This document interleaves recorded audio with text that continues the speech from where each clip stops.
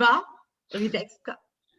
I have problems with the pronunciation. All my apologies. Who just received actually her PhD from the Department of Religious Studies in December, I guess, 2020 at Masaryk University, which, by the way, also hosted its conference in 2021. So I keep on making promotion.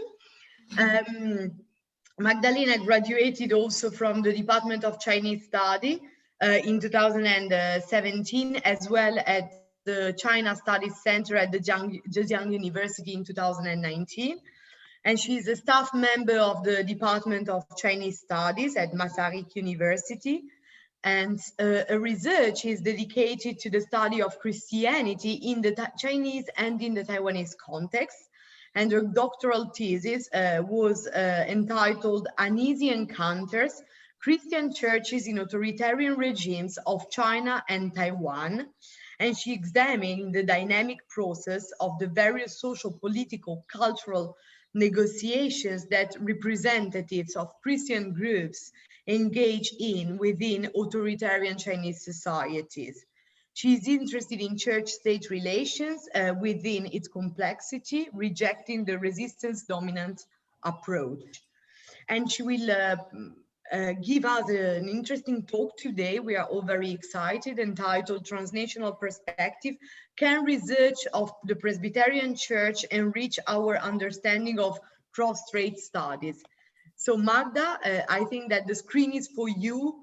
35 minutes of presentation, and then we will go through questions and comments. Thank you very much. Thank you for a very nice introduction. I will try to share my screen, so if there is any issue, just let me know. But okay, can you see my presentation? Okay, great. And so, some issues. As Bea mentioned, I will be talking about the Presbyterian Church in Taiwan, and for some reason it's still going to the next line, so I will just move to my outline. At first, I will talk about my own research because I want you to know my background, so you know what I'm dealing with, what I'm observing, what I'm researching, and then I will go to the Presbyterian Church in Taiwan. I will introduce this church, this religious group, and then I will look at the two perspectives. One is the very common one, looking at the church as a political activist, which is something that we do a lot when we are looking at the Presbyterian Church in Taiwan. And then I will bring another perspective, which is looking at the Presbyterian Church in Taiwan from another dimension, which I'm here using the kua'an perspective, looking at the dynamic processes within the cross-strait relations which are influencing the church. As Bea mentioned as well in her introduction, in my research, I look at the Christian churches in Chinese and Taiwanese society. I'm very interested in this issue because Christianity is a foreign religious system brought to Chinese societies by colonial powers. Even today, some Chinese refer to Christianity as liang'an, which means foreign religion. And conversion to Christianity is highly problematic for many people in China and Taiwan. So acceptance of foreign system can mean violation of family norms, and it can harm relationship with other family members if they are not the members of the church. And this is something that the church members are aware of, especially the church leaders. And it's something that they need to deal with, they need to face. And in my research, I examined the dynamic processes of various social, political, and cultural negotiation that the representative of the church groups encounter in Chinese societies. So these church leaders, they know that it is quite problematic to do their mission, and I look at how they deal with it within the social, political, and cultural sphere. When I'm saying Chinese societies, I use this as a very broad term, as all population under Chinese cultural influence, whether historical, ethnic, linguistic, or geographical. So the term covers all Sinophone societies, including the People's Republic of China, Taiwan, Hong Kong, Singapore, and the global Chinese diaspora. In my research, my doctoral research, I was focusing mostly on the People's Republic of China and Taiwan. So why is it important to know something about the struggle of church leaders who are trying to do their mission in Chinese societies, or why would we care, why it's important? At this point, I would like to highlight the thesis of Anthony Gill, which I totally agree with, is that one of the primary goals of most religious organizations is maximization of parishioners. And this is exactly true for Christian churches. Christianity is very mission-oriented. So the primary goal of all Christian churches is to create the ideal goal would be to create a Christian world where everyone is a Christian. So this is something that we need to keep in mind when we are dealing with Christian churches all over the world. So I argue that Christian religious specialists in Chinese environments face two main pressures: the demands of the state and very often the authoritarian rule, especially in the context of contemporary People's Republic of China and in Taiwan and during the martial law period. And the social pressure requiring them to assimilate to local culture. Because as I mentioned, Christianity is seen as foreign Western religion, which actually is quite problematic because Christianity was not developed in Western countries, and in current states, there are more Christian believers in Eastern countries than in West, but we know that it's considered to be Western religion. And for the Christian groups, it is urgent issue to face these two demands, these pressures, if they want to move inwards from the margins and reach their intended audience. So if they want to make their belief more attractive for their possible converts, they need to face these two pressures, at least these two. And I would say that one of these pressure is Magda, yes. I stop you. I'm sorry, I interrupt you. We have a problem with your PowerPoint. Oh, okay. What? So, yes. It says that you are sharing it now, and now we cannot see it anymore. Yes, perfect. Thank you. So sorry. Yes, I had stopped. I clicked on something I shouldn't have. So now you see. Okay. So one of this pressure is something that we can call localization. Is this the requirement to adapt to the local culture? And the second one is something that I call Sinicization. And I will go to the terms a little bit more here. For the localization is a broader social process of intentional transmission of a system of ideas and values from one culture to another. So it's an intentional way how the Christianity is trying to adapt and influence at the same time the local Chinese environment. And it is a special kind of communication when some ideas and values are transmitted, but at the same time, they also need to be changed and adapted for the influenced society. So it doesn't mean that all Christian churches around the world are the same, because when they are moving, they will always be changed. It is kind of the process of communication. It's not that we would just take the Christianity and in the unchanged form, we would just apply it to a different environment. And Sinicization, at first, this term was used during the Qing dynasty and the beginning of Republic era in China by Christian missionaries, this term Zhongguohua, and it was applied in a sense that the same sense as localization, but localization for Chinese context. But this is something that I think is not the case anymore, especially in recent decades. This term is much more used by political representatives in context of official state policy. So, for example, in Taiwan, it was the official policy of nationalist government to re-ethnicize the Taiwanese population, as they were no longer considered to be Chinese during the martial law period. And in contemporary People's Republic of China, it is also in this political context we have this to make religion Chinese, but it doesn't mean in the cultural way, but in a political way to be fitting the regime. And this is something that all churches or all religious organizations need to face. So in Taiwan context, it was when the nationalists started to promote using the Kua'an, so they needed to use Chinese language instead of the local dialects that were used before. And this is something very problematic for the church, and they needed to react.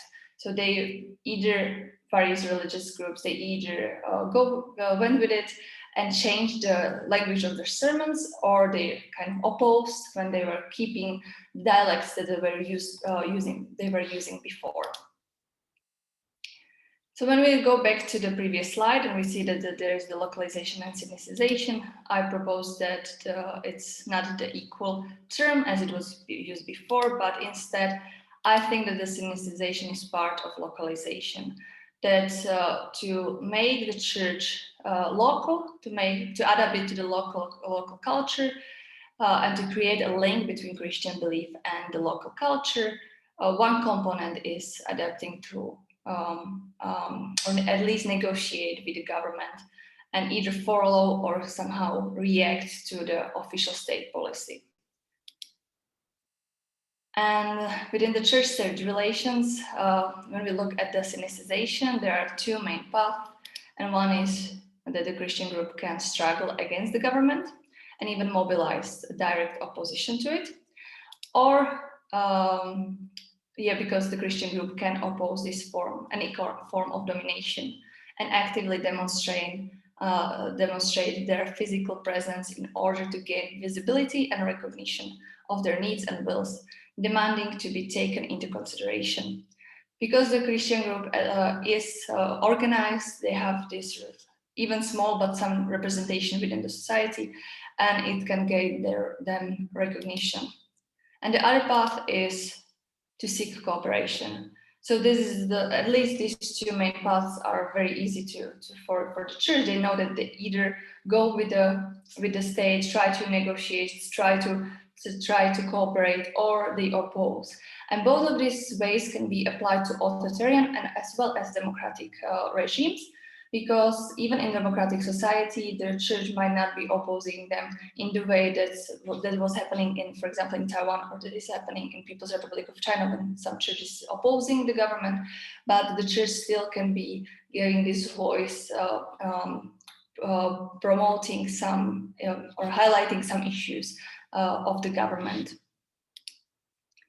And here is a little bit longer quotation of researcher Carrie Kazel.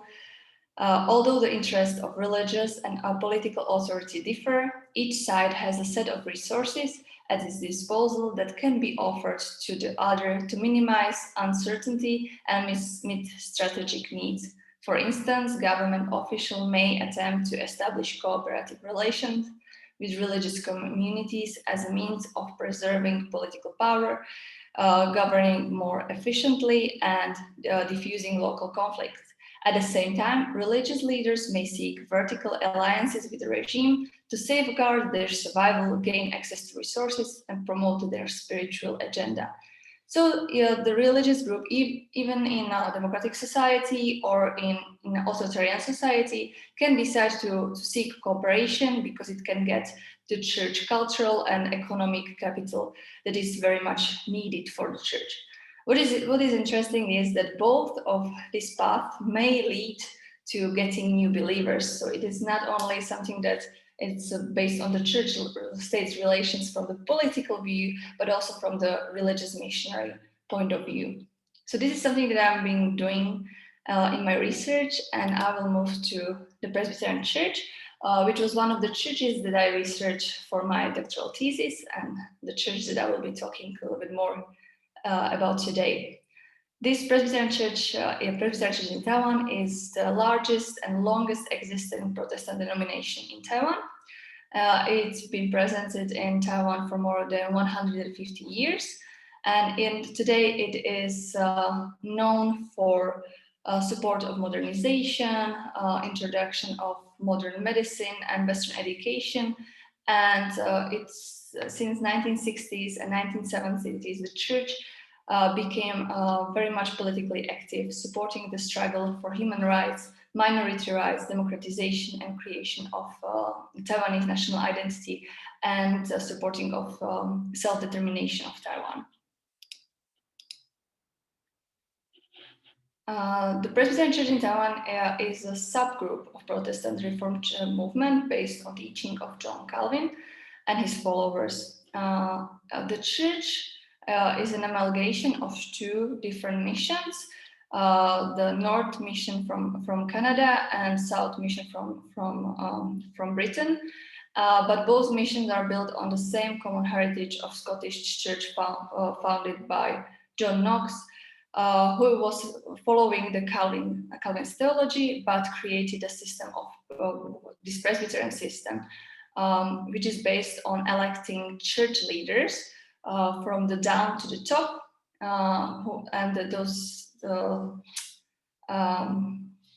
the Presbyterian Church in Taiwan functions as a presbyterian synodic establishment based on the principle of election and delegation. So local religious associations are united in regional presbyteries with elected supervisors, and those supervisors are they create another body that will elect another leaders, and those leaders are those that are united in the National General Assembly.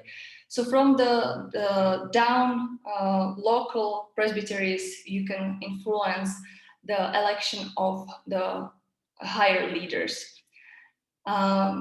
This is very important because even according to some researchers, for example, Japanese researcher Rychétska M, this model was the first time that the Taiwanese society experienced democracy, because it's a kind of democratic election.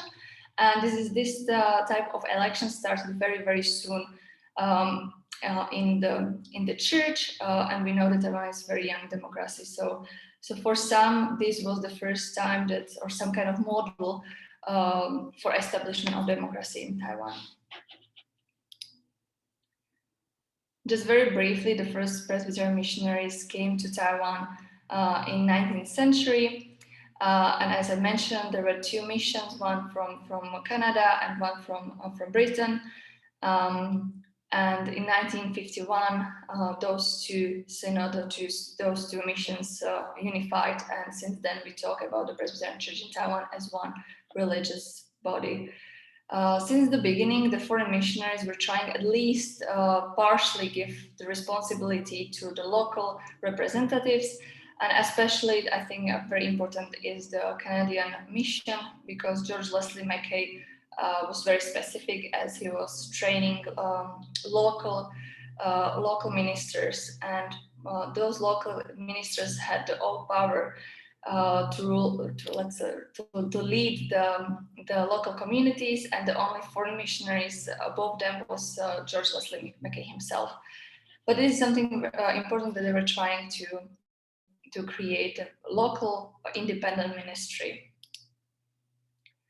At the beginning, the church was going the path of cooperation with the regime. Even during the Japanese colonial era, the church leaders always considered it to be better to cooperate with the regime, and even if the situation was very tense. But in 1960s, this changed, and the church decided to oppose the Kuomintang regime during the martial law period. It was possible mostly because of the, let's say, the world movement of liberal theologies. This was not the case only for Taiwan, but for many other countries at that time. And in Taiwan, Shoki Koe and Reverend Sung created so-called contextual theology. And it was a new way to react to the changing local environment. Contextual theology is a methodology that enables a specific text to be interpreted within a particular context. As for Christianity, contextualization explores the interaction between the Bible text and context, local context of local culture. So it seeks to reinterpret the Bible within the social and political context of a given time. This means that Shokiko and Reverend Sung said that Bible is not some old text that was the beginning of the church, but it is something that needs to be read all over again and need to be reinterpreted within new context. And for them, this was applied to the situation of Taiwan. So they were reading, for example, they were reading the Old Testament, the story of Moses and the exile of the Jews from Egypt, and they said this is very similar to the situation of Taiwanese people with their tense relations with the mainland China, and they said that Taiwanese people need to be exiled from the idea of one China. And they created a specific role of prophet of the Taiwanese nation. This doesn't mean that the whole Taiwanese population would consider them to be the prophet, but this is something that they created with their own religious narrative. They said that as Moses was the one prophet leading the Jews from Egypt, they are the prophet leading Taiwanese nation from this idea of one China and leading them to the better, brighter future of independent Taiwan. And in this way, or in many ways, this became a catalyst of discourse of civic Taiwanese nationalism, which is something that I presented on various conferences, and I've written some papers on. And so if you're interested in how they did it, you can read those. They are available online, and I will not have time to go to further details. I will look at their political activism, though, very briefly, because this is something that I must admit that I do a lot, and not only me. I think this is something that most researchers studying Presbyterian Church in Taiwan look at. There are two topics that are very much common among researchers: is the political activism or the theology, and theological explanation for a political activism. This is mostly because the Presbyterian Church in Taiwan was the first not only religious body, but the first group within Taiwan who published a document calling for free election during martial law that was published in Taiwan. So this is very, very specific or very important moment also for the church, and this was very much criticized because they're part of the Calvinistic tradition, which is highlighting the separation of church and state. But they created a whole new theology and new position, so they would be able to be politically active. To introduce or maybe conclude their political activism, I've decided to use this propagandistic text that was published in 1987 in Fujian. It's a little bit longer, so maybe you can all read it by yourself.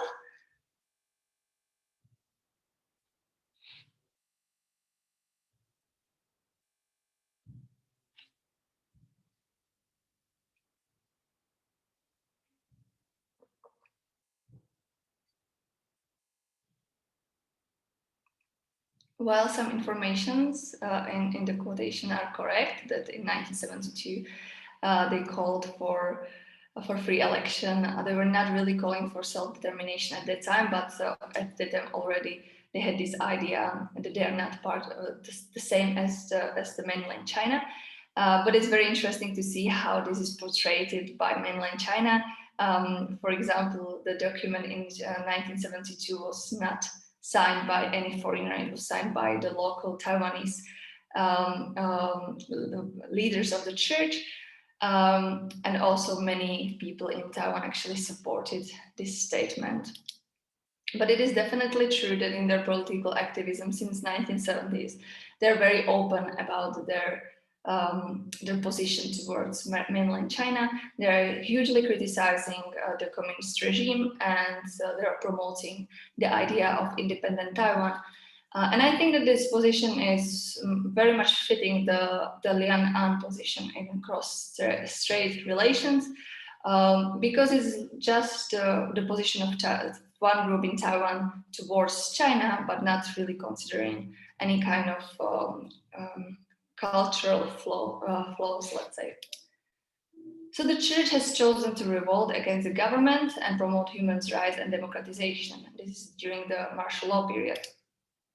And such behavior actually can attract new believers who identify with the church's political standpoint. And this was the case for the Presbyterian Church in Taiwan. Their political activism actually led to many people joining the church. There was afterwards there was very successful double the church movement, which led to more than doubling all the believers joining the church. The church got recognition outside of the religious circles, so they were kind of really getting famous, let's say, thanks to their position. And their political activism was based mostly on this theological background of constituting themselves as a prophet of the nation and contextual theology. And this is something that is continuing until today. So they are still using contextual theology to reinterpret the Bible in a new ways. And even today, they are proclaiming themselves to be prophet of the Taiwanese nation. Now I would like to just look at the narrative of the church so you can see how they are using Bible to explain their political activism and how their political ideas are on about the mainland China. So in 1990, we see this connection between their political activity and their faith. So we firmly believe that the land and human rights are given by God. Therefore, the aim of the church is to love one's own homeland and actively care for the future of Taiwan. So they took the text of the Bible, they interpreted it, and then they decided they need to be politically active because of that. Then we move 5 years later, and there is this new concept of Taiwan as an independent country. They're explaining how it is something different than mainland China, explaining who are citizens of Taiwan and that Taiwan is an independent country. And very recent one is the statement from 2019, which is similar. It's kind of connecting both those positions. We firmly believe that Taiwan is a beautiful homeland given by God to the Taiwanese people, comprised of Austronesian indigenous people, descendants of migrants across the Taiwan Straits who married with plain indigenous people, and the new immigrants after the Second World War. Taiwan is a multi-ethnic and multicultural oceanic nation, and Taiwan has never been part of People's Republic of China. What I would like to highlight is that it's very interesting to see how they are connecting their religious belief and saying that based on the contextual theology, based on the interpretation of Bible, that Taiwan was given to Taiwanese people by God. And this is, I'm pretty sure that if we were reading Bible, we wouldn't find any mentioning of any nation but Jews, or in this context, and no mentioning of Taiwanese people. But this is their new interpretation, and their political activism is based on this. I will skip to the last part of my presentation, and I would just like to mention that, or I would like to highlight that this political activism of the church is not the whole picture.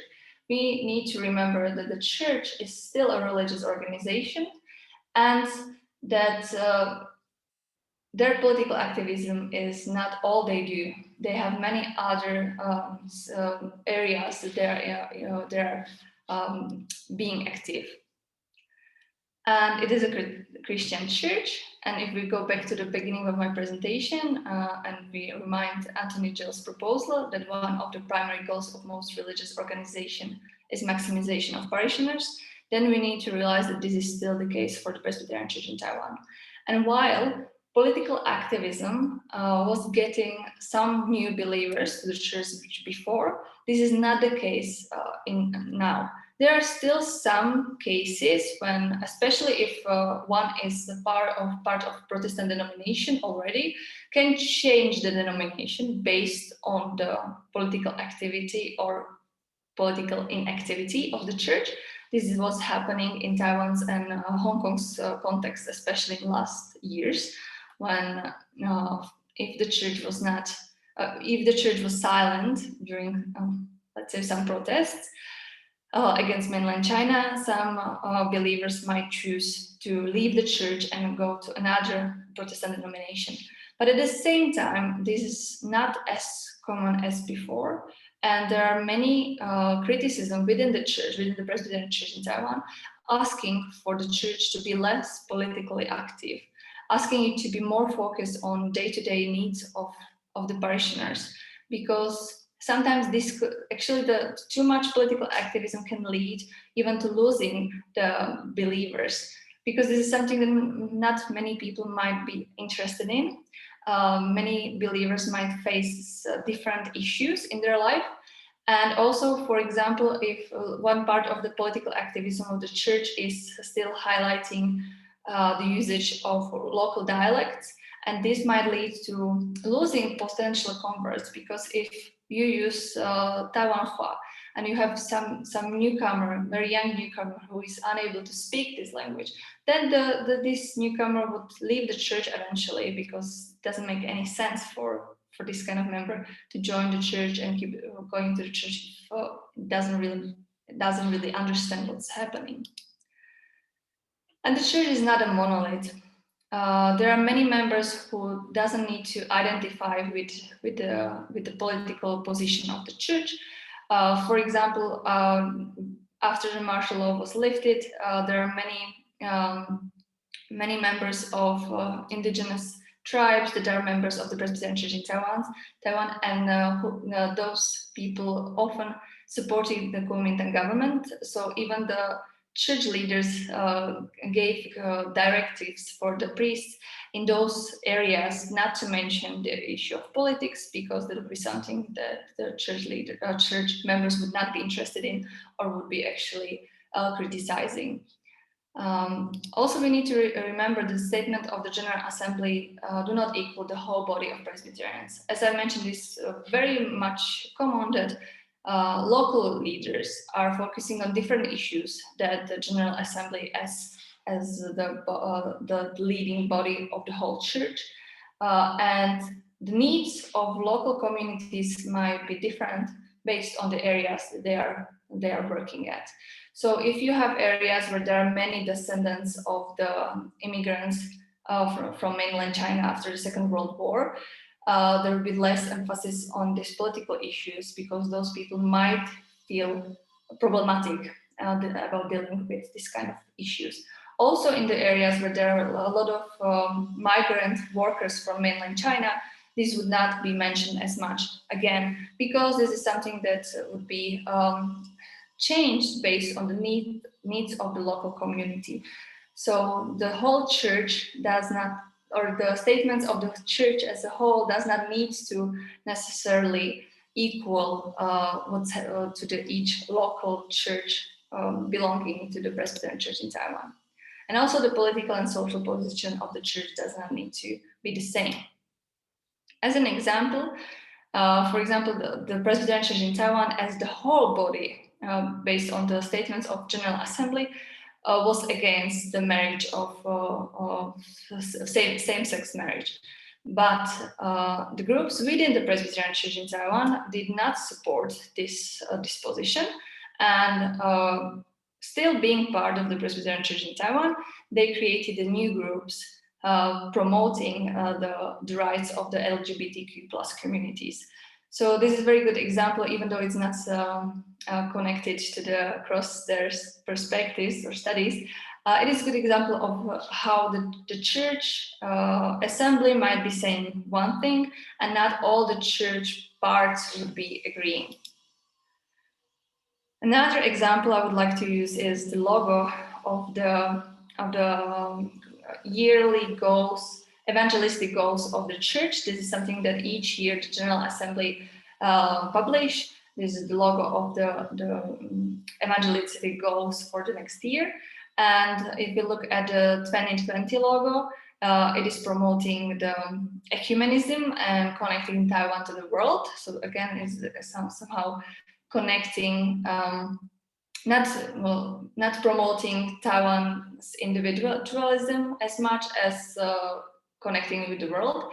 And I think the very, very nice picture is the logo from 2016 and 17, when you can see that this is connecting all the very different people within Christianity. And if we again think about the missionary appeal of the Christianity, then we realize that Christian groups are really aiming for creating a Christian world where there will be no need to distinguish people based on their nationality or the regime or ethnicity, but everyone will be brother and sister within Christian faith. So this is something that is always true for the Presbyterian Church in Taiwan, even though that when we look at the political issues, that they would be focusing on different problems.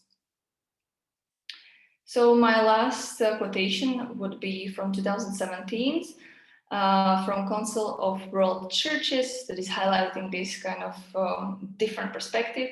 The Taiwanese society is being even more diverse. In the past, the church suffered rejection by the government, and today the churches should stand up from its experience of rejection to embrace the rejected in the society. This includes the huge number of migrant workers who can help diversify the Taiwanese society. So it's looking at connecting people from different parts of Taiwan or even different parts of the world. And in my conclusion, you can see that I have the question mark because I have no conclusion. I must admit that typically I would look at the Presbyterian Church in Taiwan only from the political perspective, and I think that is very interesting to look at it from a different point of view, and it's something that we should do more. And as for my question whether the Presbyterian Church in Taiwan can somehow enrich the discussion in the cross-strait studies, I think that is also for maybe discussion, but I think that even looking at the very small groups, we can learn something new. So thank you for your attention, and I will gladly continue with discussion and hearing your opinions and so on. So thank you. Thank you very much, Magda, for your presentation.